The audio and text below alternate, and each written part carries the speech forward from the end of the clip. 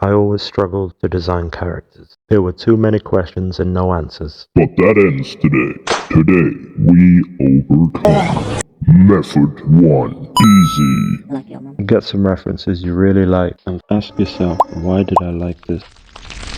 We want to do this because you're going to focus on them aspects and try to combine them in different ways. The three methods I'm showing today aren't necessarily split up just by difficulty. They're distinct by their level of depth, kind of like a character design iceberg. Now, this method is really good if you're trying to do something quick, if you have an idea already, or you want to do a parody of something, maybe put a character into a scene that they're not usually in, like here. Method 2. Moderate. And no, I don't mean that type of moderate. The start is similar to the last method, where you're going to collect references. What I did is highlight what I liked of the reference by doing a sketch.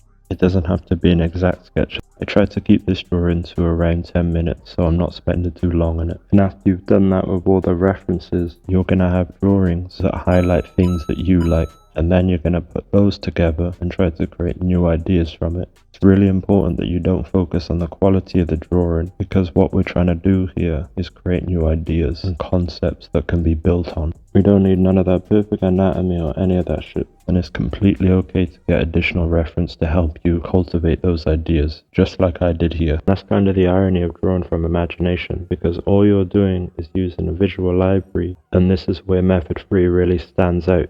Method 3. Radical. The initial stage of this is very similar to number 2, but we're going deeper. Do them quick sketches again, highlighting what you like, and now we're going to separate them. So on each reference and sketch you did, I want you to look for more references that give you the same feeling, complement the things you like. From there, we're going to try to create even more ideas. Again, it's really important to try combine them in unique ways that create something new, not just taking the arm of this and the leg of that and putting it together. Or at least if you're going to do that, try to do it in a way that's creative and looks cohesive. And it's completely okay if you draw in blanks. As you can see, I could barely make anything on this first part. But as I went on, it got a lot easier. And also, all of these references, please try to give credit. Unless they're rich, and don't worry. I'm obviously joking, man, don't sue me. And beyond just the photos, I looked at descriptions and origins of the thing I'm referencing. So using museums or historical sites will help give you a better understanding of the context. And these are important aspects because then you can apply it to your design. If you're trying to build a heavy suit of armor, then obviously you want to use heavy materials. But getting a deeper understanding of how it was made, what culture it's from, why it's built the way it is, allows you to break it apart more effectively. And don't be a waste man and just steal from other cultures and shit. Being a colonizer isn't cool. So don't look at these references as just something you can take and use for your own purpose. You want to try to pay homage and give these cultural themes the time and respect that they deserve. And of course, don't spend 40 hours looking at the reference of why cloth has this color. I mean, you can, and that's cool if that's what you want to do. But what I'm trying to share here isn't just the method that I use, it's also the mindset that allowed me to create character designs that I really fuck with.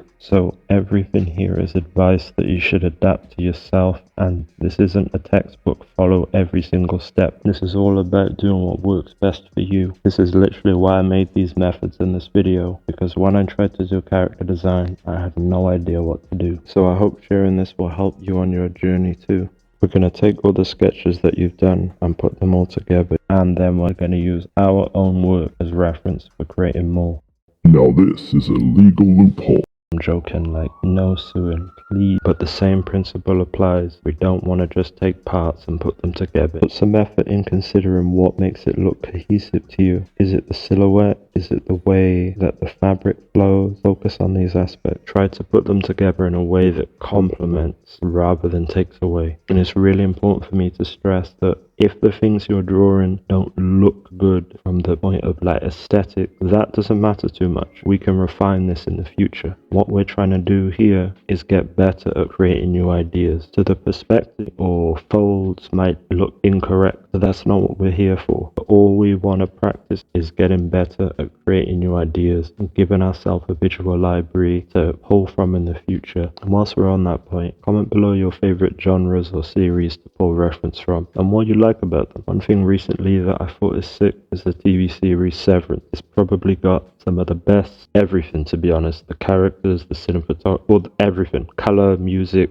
oh man. That shit's peak. But back to the point, if you've been struggling to create new ideas, don't put so much weight and pressure on yourself, because even if the only thing you've learned from this is you like the silhouette of a skirt, then that's something you can bring forward. That's what we're trying to do here. It's not about creating masterpieces. We're trying to train that creative part of our brains and give ourselves a bigger visual library to pull from. I know it doesn't feel good if the quality doesn't match your idea or you're unable to capture that picture in your head. But the big positive there is now you know what you need to practice more. Ask yourself a few questions. Why does it not look good? What doesn't make sense? Is it the silhouette? Am I being too critical on the perspective?